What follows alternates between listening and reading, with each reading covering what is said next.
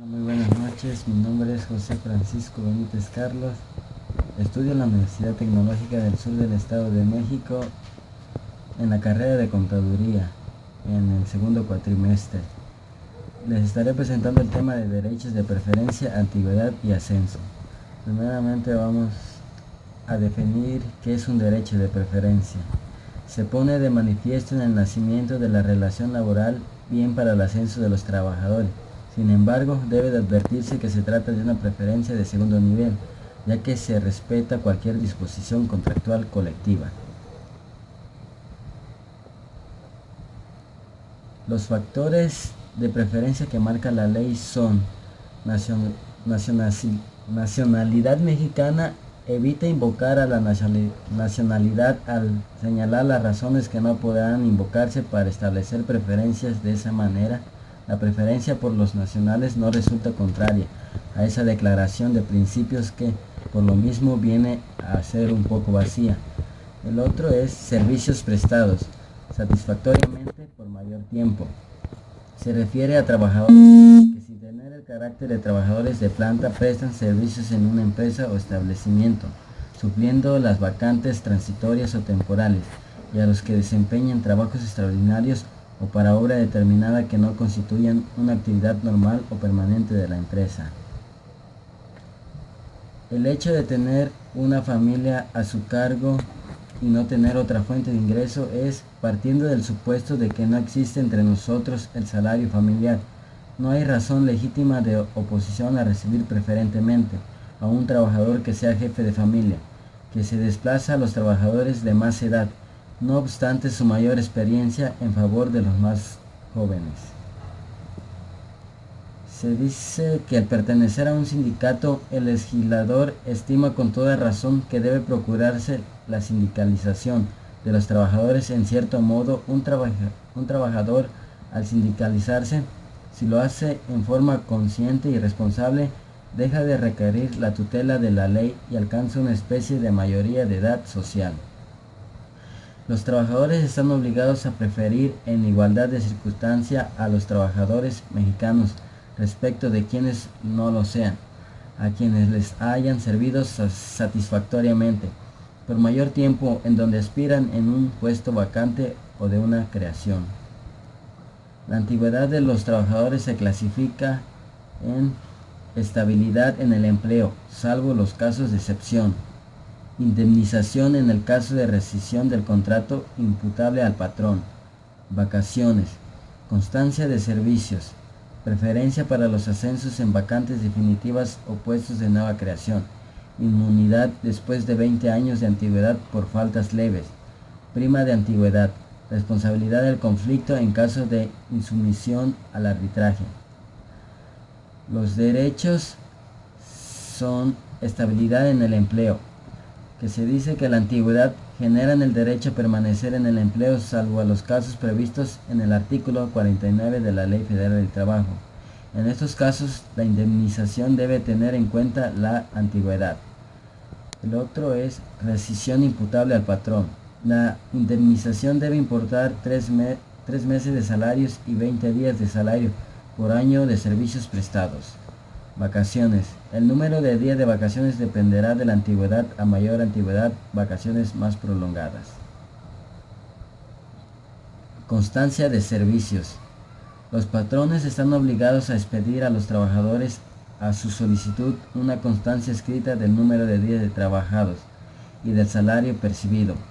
Y en casos de separación, una constancia escrita relativa a sus servicios. A tal efecto se debe integrar una comisión mixta que formulará el cuadro general de las antigüedades, distribuido por categorías de cada profesión u oficio, y ordenarás de publicidad. Los trabajadores inconformes podrán formular objeciones ante la comisión y recurrir la resolución de esta ante la Junta de Conciliación y Arbitraje. Preferencia para los ascensos. Los ascensos se regulan en la ley en función de dos situaciones distintas: que se trate de vacantes definitivas o por una duración mayor de 30 días, o que la vacante sea menor de esa duración. Inmunidad.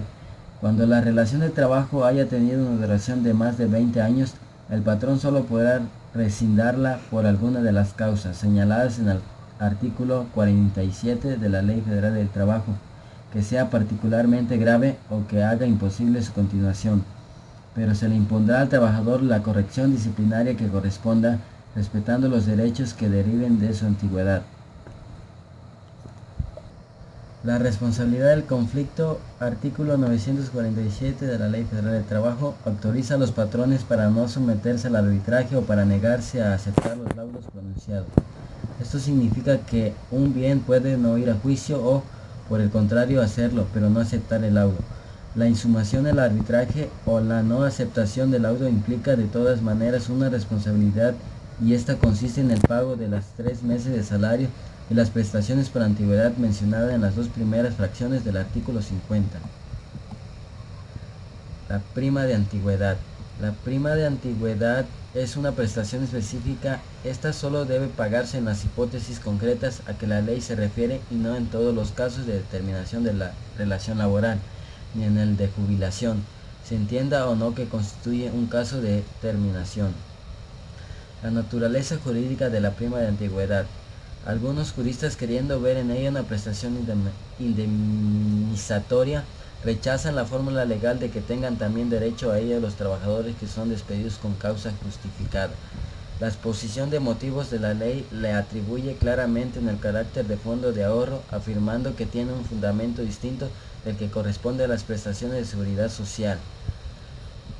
Sujetos con derecho a la prima. De acuerdo al artículo 162, solo tienen derecho a la prima los trabajadores de planta. Importe de la prima. La ley marca 12 días por año, estableciendo un tope equivalente al doble del salario mínimo de la zona económica que corresponde al lugar de prestación del trabajo. Artículo 486.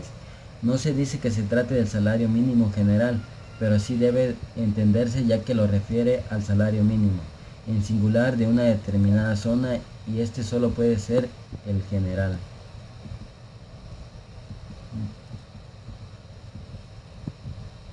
Casos que nace la obligación de pagar. De acuerdo con lo dispuesto en la fracción 3 del artículo 162 y en los artículos 54 y 436 de la Ley Federal de Trabajo, la prima debe de cubrirse en los siguientes casos. 1. A los trabajadores que se separen voluntariamente de su empleo, siempre que hayan cumplido 15 años de servicio. Artículo 162, fracción 3.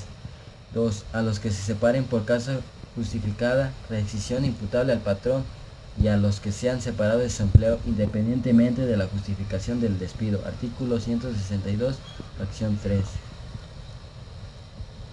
3. A los que sufran incapacidad física o mental o inhábil manifiesta que haga imposible la prestación del trabajo. Artículo 53. 4. A los trabajadores cuyos contratos terminen por fuerza mayor o caso fortuito no imputable al patrón, o no por incapacidad del patrón física o mental o su muerte, que produzca como consecuencia necesaria inmediatamente y directa la terminación de los trabajos. Artículo 434. 5. A los trabajadores cuyos contratos terminen por inconstitucionalidad notaria y manifiesta de la explotación. Artículo 434.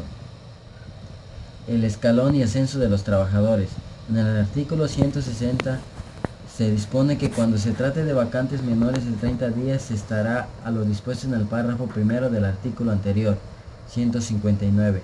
Esto es, serán cubiertos por el trabajador más antiguo de la categoría inmediata inferior de la respectiva profesión u oficio. En el caso de vacantes definitivas provisionales por más de 30 días o puestos de nueva creación, a la ley ordena aplicar igualmente el escalafón ciego. Esto es conceder la vacante al más antiguo de la especialidad. Por el contrario, la solución se suaviza y se pone en juego también la capacidad. Si ha existido alguna forma de capacitación, el procedimiento será el siguiente. Será llamado en primer término el trabajador más antiguo de la categoría inmediata inferior a aquella que ocurra la vacante. 2. En igualdad de condiciones se preferirá al trabajador que tenga a su cargo una familia y de subsistir la igualdad. 3. Si se trata de puestos de nueva creación para los cuales por su naturaleza o especialidad no existan en la empresa de trabajadores con aptitud para desempeñarlos. 4. La manera de acreditar la amplitud y la forma de otorgarse los ascensos se convendrán en los contratos colectivos de trabajo. La ley no indica que se pueda elegir al más capaz de los candidatos, solamente permite que se deseche el más antiguo que no sea capaz. En una frase internacional y graciosa, Manuel Marván llamó a un sistema de escalón tuerto. Bueno, esto ha sido todo por mi parte. Les agradezco la atención prestada. Muchas gracias.